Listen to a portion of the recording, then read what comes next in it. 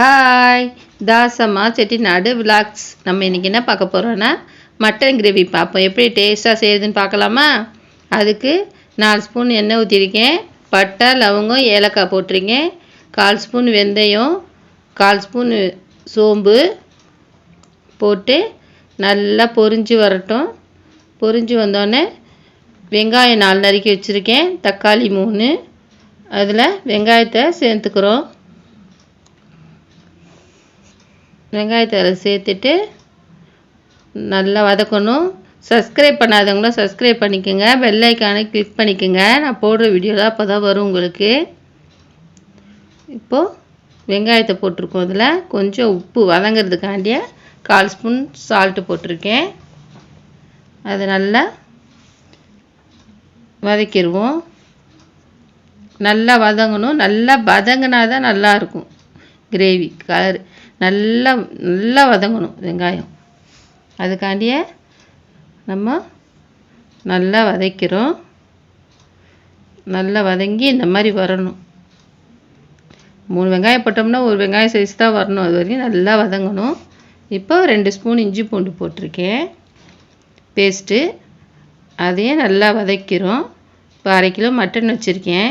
தோஞ்சல் mutton சேர்த்து இப்போது அதில் வெங்காயம் இஞ்சி பூண்டு போட்டோம்ல, அது வதங்கினோடனே அதில் தக்காளியும் போட்டிருக்கோம். தக்காளியும் சேர்த்து நல்லா வதக்கிறோம். நல்லா வதங்கணும். முழுசாக இருந்தால் குக்கரில் வைக்கிறதுனால அப்படியே இருக்கும். இந்த மாதிரி நல்லா வதக்கிறோம். நல்லா வதங்கினோடனே அதிலே நம்ம எடுத்து வச்சுருக்கோம்ல மட்டனை அதிலே சேர்த்துக்கிறோம்.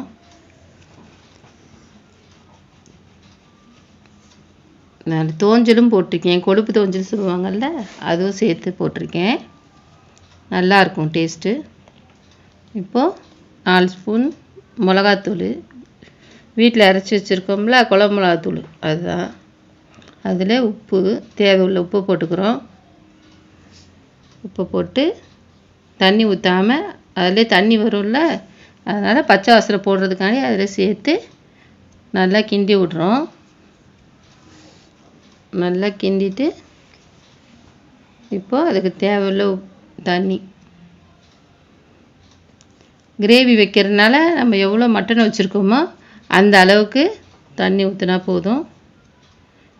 இப்போது நான் 7 விசில் வச்சேன். உங்கள் குக்கர் எப்படி வருமோ அதுக்கு மாதிரி வைங்க.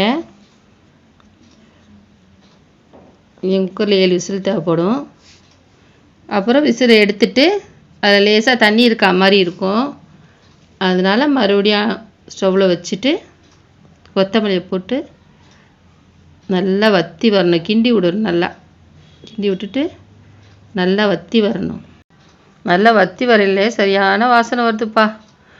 இப்போ சப்ஸ்கிரைப் பண்ணாதவங்க சப்ஸ்கிரைப் பண்ணிக்கோங்க. லைக் பண்ணுங்கள், ஷேர் பண்ணுங்கள், கமெண்ட் பண்ணுங்கள், பெல் ஐக்கானை கிளிக் பண்ணிக்கோங்க. பாய்.